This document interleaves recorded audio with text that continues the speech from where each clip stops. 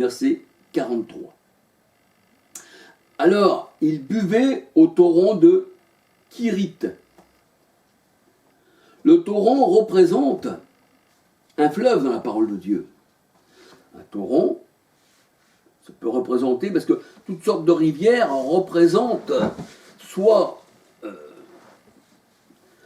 les rivières dans la parole de Dieu, on dit le ruisseau de Dieu est plein d'eau. Psaume 65, 10. On a que ça représente le ruisseau. Mais les torrents, les rivières, les fleuves, ça représente les ennemis de Dieu dans la parole de Dieu. Alléluia. Et là, on voit que le torrent représente aussi bien les ennemis.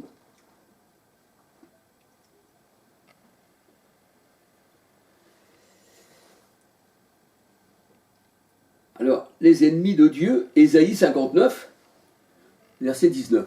Ésaïe 59, verset 19. Des torrents. Ésaïe 59, verset 19. Élie buvait au torrent. Job 6, verset 15. Job 6, verset 15. Psaume 124. Psaume 124, 1 à 8. Version Scofield. Alors, 2 Samuel 22, versets 3 à 7. Psaume 18, versets 1 à 20. Élie buvait au torrent. 1 Roi 17,6. 1 Roi 17,6. Les corbeaux du torrent. Il n'est pas bon de boire à ce torrent. Parce que ce torrent représente aussi les corbeaux. C'est les ennemis, le torrent. Il y a même la pierre des torrents, que la Bible dit. Pierre de torrent, des torrents.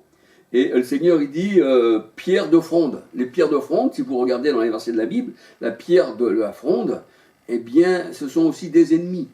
Le Seigneur a dit, c'est des pierres de torrent, des pierres de fronde. Et on voit que David, encore dans un grand sens spirituel, David, alors, eh bien, là, cherchait des pierres dans le torrent, quand il lutta aussi contre ses ennemis. Alléluia. Tout ça, c'est un symbole qu'il faut élucider, pas par nous-mêmes, mais qui l'Esprit du Seigneur nous éclaircit dans ces choses-là, sinon on ne comprend rien. Alléluia. Alors, allons voir un peu plus loin.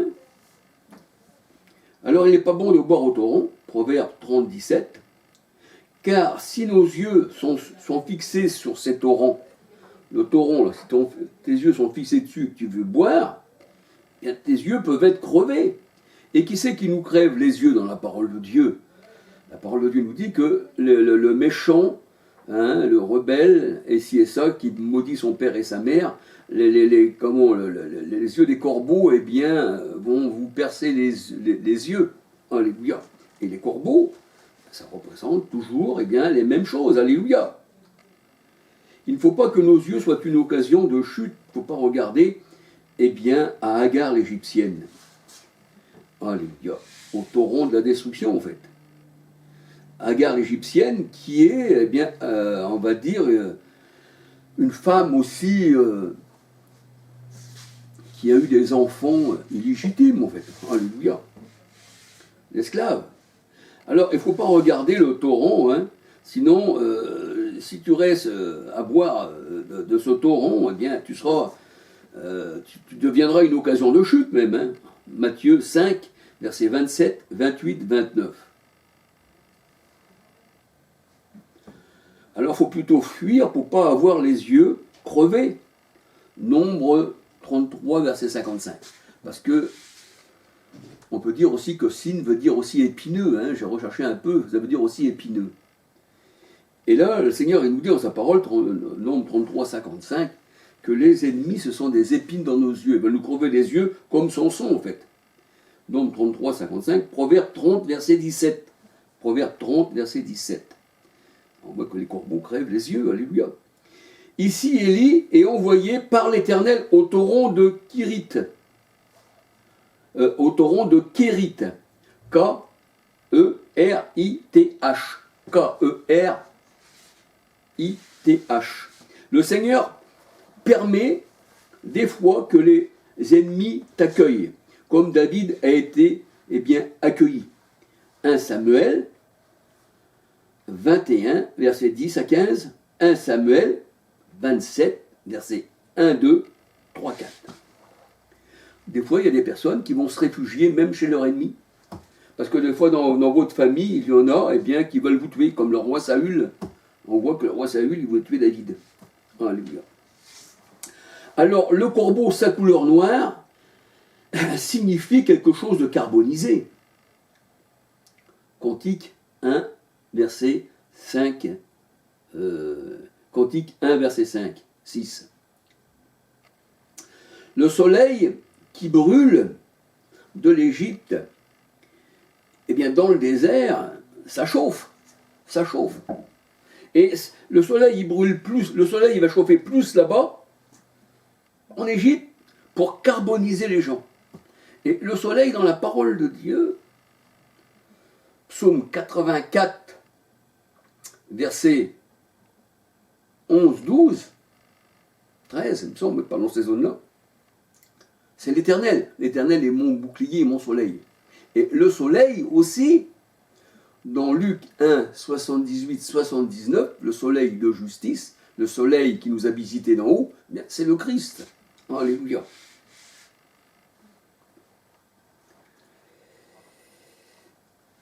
Alors, on peut dire que le soleil, c'est brûlant en fait, ça fait bronzer la peau, le soleil, ça devient noir. Et ça représente dans la parole de Dieu, c'est pas parce que les gens, ils sont bronzés ou noirs, faut prendre ça spirituellement.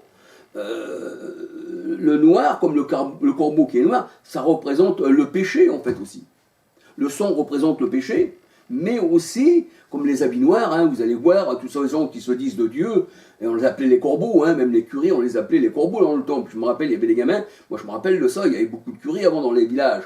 Ils criaient derrière eux, croix, quand le corbeau est là, ici, et ça, voyez-vous.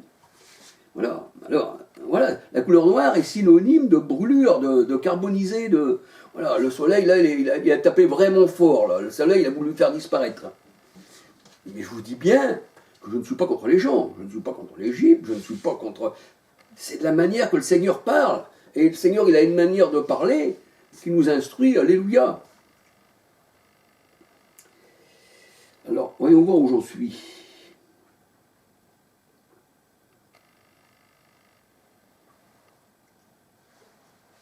Alors, Jacques nous dit, Jacques 1, 11, le soleil s'est levé et la fleur est tombée et elle a desséché.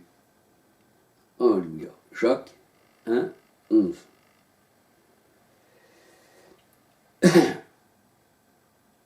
Jacques 1, 11, 13. Alors, le corbeau dans la loi de Moïse est appelé impur. Lévitique 11, verset 13, 15. Deutéronome 14, verset 11, 12, 13, 14. Mais tout ce qui était impur dans le Lévitique, on voit la nappe qui descend. Alléluia. Quand là, il y a Pierre, elle descend. Il y avait plein d'animaux impurs dans Acte 10. Et puis dans Acte 11, si vous lisez le chapitre, tout le chapitre Acte 10 et Acte 11, vous verrez que cette nappe avec les animaux impurs, c'est les païens. Et le Seigneur, il les a purifiés. Alléluia. C'est pour ça qu'il disait à Pierre, Pierre, tu vas te tuer et tu vas manger, mais il n'y a rien d'impur qui est rentré dans ma bouche, Seigneur. Mais ce que Dieu a sanctifié, Pierre, comment toi tu peux le regarder impur? Et même Pierre, il dit, je reconnais que Dieu ne fait point de favoritisme, parce que parmi les païens, il s'est fait un peuple. Et ce qu'il a rendu pur, comment moi je peux le regarder comme impur? Et Corneille, il n'avait pas le droit de rentrer dans la maison de l'Éternel, bien que ce soit un craignant vieux. Mais là, le Seigneur, il a été chez Corneille, alléluia. Corneille, on peut dire, c'est les premiers païens convertis, en fait, dans un sens. Corneille, oui, on va dire, en un sens, alléluia. Le corbeau habite dans des endroits désolés, détruits. Voyez-vous?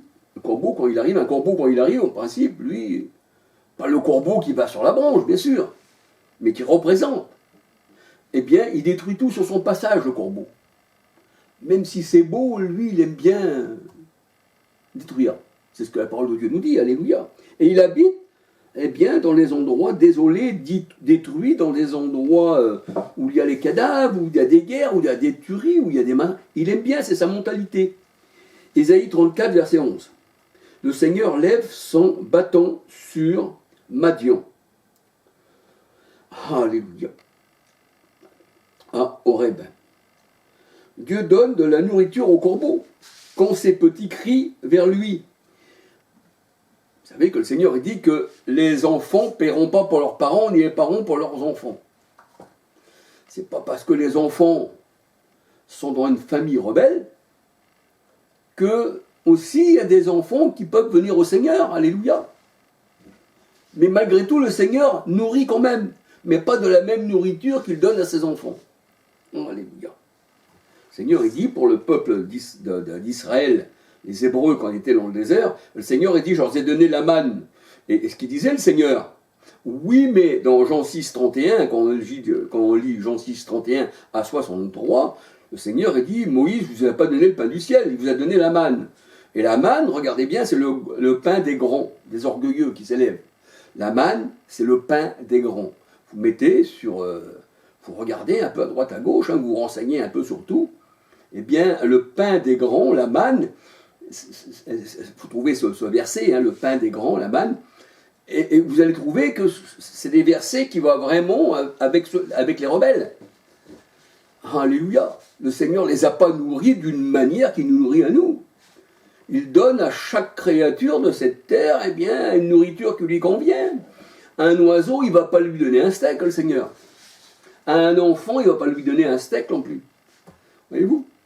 La même nourriture, le Seigneur, il sait de quelle nourriture tu as besoin. C'est lui notre Père nourricier. Il prend soin de ses créatures en leur donnant la nourriture qui leur convient. Déjà, la nourriture qui est le pain vivant, qui est Christ, ils n'en veulent pas. Donc, ils ne veulent pas se nourrir du Christ. Alors, le Seigneur a dit, je vais vous donner une autre chose. Des lois qui ne sont pas bonnes, comme il dit dans la parole de Dieu. Dans Ézéchiel 20, 25. Alléluia. Alors, Dieu donne de la nourriture aux corbeaux quand ses petits crient vers lui. Les petits, bien souvent, ne sont pas comme les pères. Alors, c'est pour ça que le Seigneur disait aux pharisiens, vous avez pour père le diable. C'est-à-dire, vos pères vous ont enseigné dans des choses qui n'étaient pas, eh bien, selon ma volonté. Et la parole n'est pas plantée en vous, qui disait le Seigneur. Et il disait que le Seigneur, eh bien, c'était Belzébul. Alors, le Seigneur, eh bien sûr, il a pris du peuple hébreu, d'Israël, des Juifs, il a tiré les Juifs, comme Pierre, Jacques, tout ça, c'était des Juifs, alléluia. Et nous, païens, le Seigneur, il dit, il a fait des deux peuples, païens et juifs, un seul peuple, alléluia. Alors c'est vrai que les pères, eh bien, ne devaient pas payer pour les enfants, ni les enfants pour les pères. Alléluia.